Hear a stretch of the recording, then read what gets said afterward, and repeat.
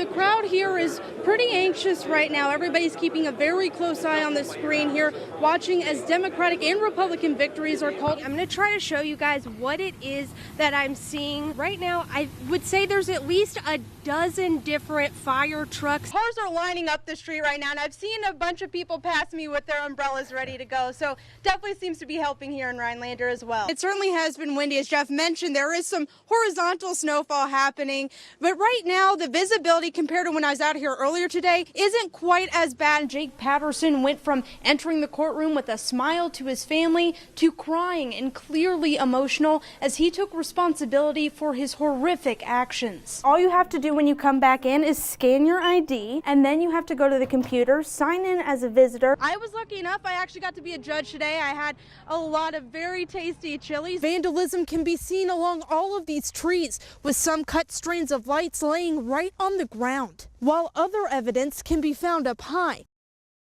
Honestly, I was like, it's about time. Most drivers don't want an officer following them. But in Renee Jolin's case, I wish there could be a cop every day following me. Jolin works as a driver for Bowen's bus service in Rhinelander. One of her riders almost got hit by a truck 2 weeks ago. She had one foot on the bottom step and it flew through, and you could hear my doors rattling, and it was a pretty scary thing. Because of that incident, Jolin and other drivers got some extra backup Wednesday. Morning, sir.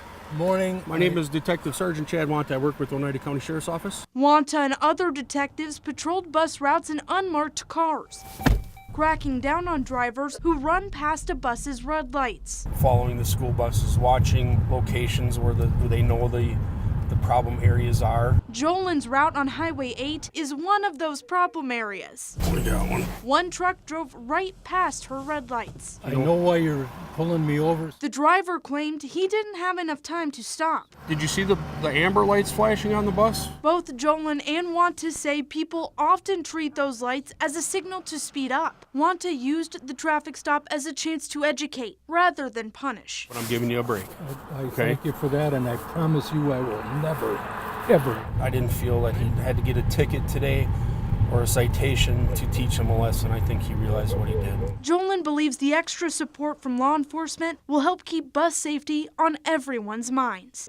Just to get people more aware that there is consequences if you do, and other cars seeing that people are going to get pulled over if they are running the reds. Hopefully it'll improve the amount of offenses.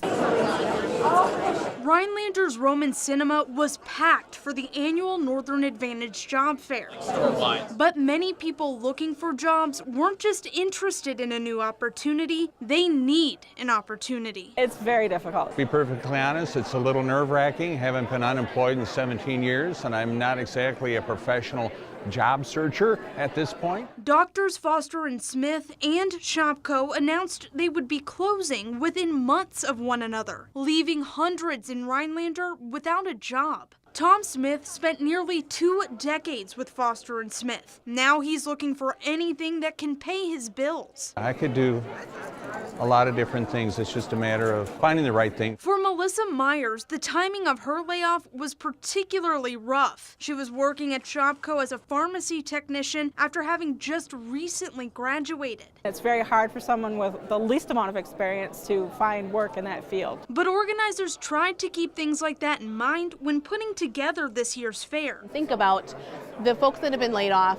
what could potentially be a great fit for them, and reach out to employers that maybe are looking for the unique skills that they offer. The job fair is held at the same time every year, but in this case, it's at a time when the community needs it most. Otherwise, I wouldn't know what to do. Keep your chin up and keep working at it. You know, that's all you can do. Most Eagle River Elementary students can take full advantage of their recess, but for Preston Brooks, it can be a little more challenging. When we have a lot of snow out here in the winter, we can't get his chair out here. Preston has spina bifida, so he uses a wheelchair to get around. But now at school, he can trade his usual wheels with some skis. Principal Don Anderson, with a little help, created a unique sled that would allow Preston to fully participate in his PE's cross-country ski lesson. He just wanted to be on skis just like everybody else. So we took a pair of retired skis, borrowed some wood from the tech ed room, and we had Preston his own set of skis. So when they showed you that they made this for you, how did you feel?